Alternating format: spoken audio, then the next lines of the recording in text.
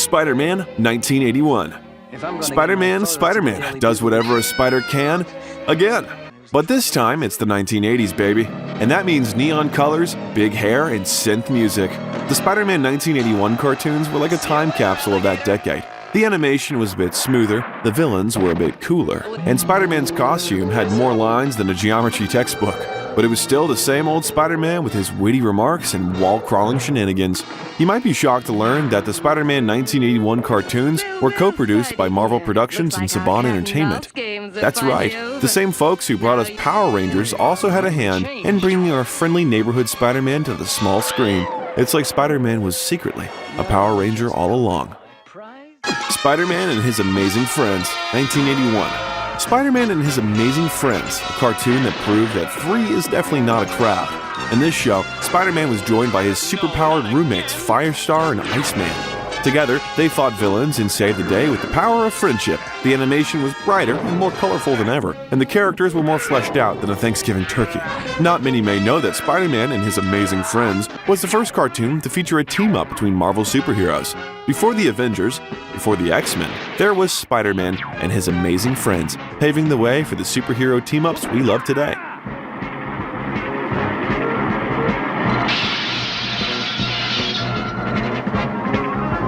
Spider-Man, the Animated Series, 1994. This was a show that proved that even a superhero can have a bad hair day. Peter Parker's mop-top hairstyle was more unruly than the villains he fought. But don't let that distract you from the fact that this show was a classic. The animation was slick, the storylines were engaging, and the villains were as menacing as they come.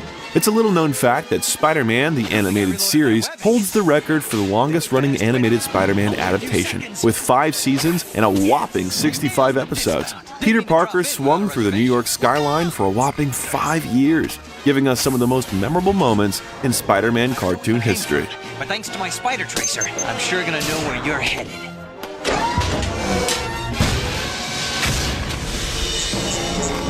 Spider-Man Unlimited, 1999.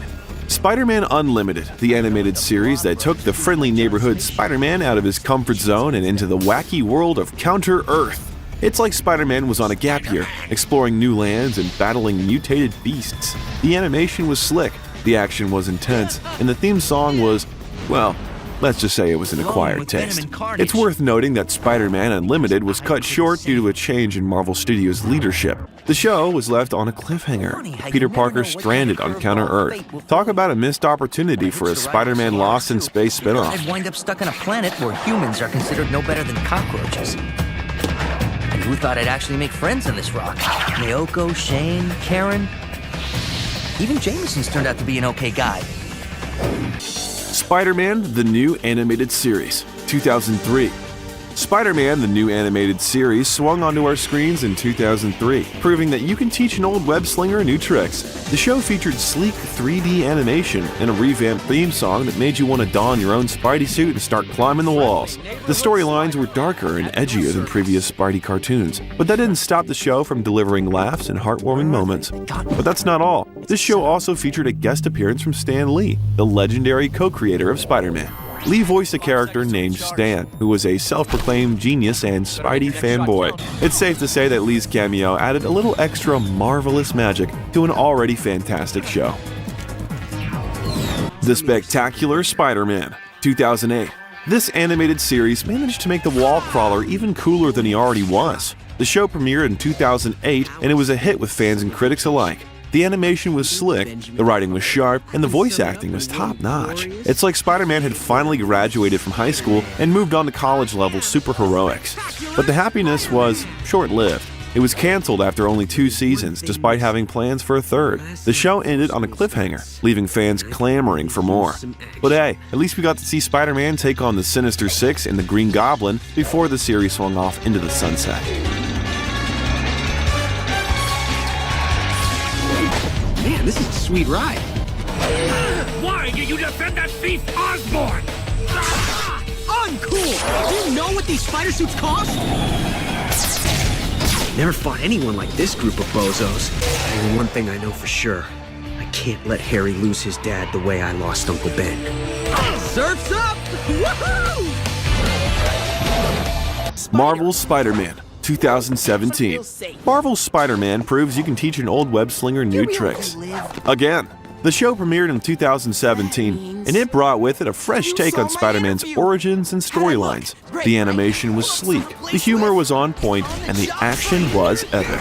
It was like a comic book come to life, but with better special effects. Among its most notable features was the voice acting, and shockingly enough, the show featured the voice talents of Robbie Daymond, who also voiced Prompto in Final Fantasy XV. Isn't that jarring?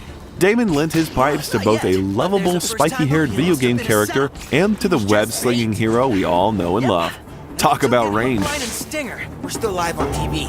Then we better get out of here and come up with a plan to deal Mr. Reality a reality check. Spider-Man Into the Spider-Verse 2018. 2018 was the year that changed the entire landscape for Spider-Man animated movies. It brought us the ultimate Spidey team-up and a whole lot of Spider people. The movie was like a love letter to all things Spider-Man. The animation was mind-blowing, the humor was top-notch, and the soundtrack was fire. It was like someone took a comic book and injected it with pure awesome sauce. All of this led to the movie winning the Academy Award for Best Animated Feature in 2019. The movie swung its way to the top and proved that superhero movies can be just as Oscar-worthy as any other genre. I'm Spider-Man. Spider-Man Across the Spider-Verse 2023. It all comes down to this. Spider-Man Across the Spider-Verse, the upcoming sequel that promises to take us on another wild ride through the multiverse and a whole new level of Spider-tastic shenanigans. The movie is set to release in 2023, and it's already got Spidey fans buzzing with excitement. Who knows what kind of crazy alternate reality versions of Spider-Man we'll get to meet this time around. Were you aware that the first trailer for Spider-Man Across the Spider-Verse featured the return of fan-favorite character Spider-Man 2099, voiced by none other than Oscar Isaac? That's correct. The future version of Spidey is back, and he's bringing some serious time-traveling firepower to the table.